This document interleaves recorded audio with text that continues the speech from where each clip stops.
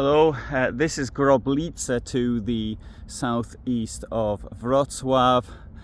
During the night there was the highest wave, the accumulation wave, I think the word is in English, and the water was released into the polders, and this is what it looks like here now.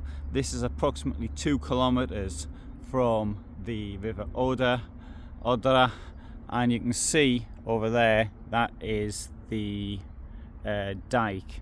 So it penetrated into the fields here, but it didn't get any further, and so I think we're completely safe now.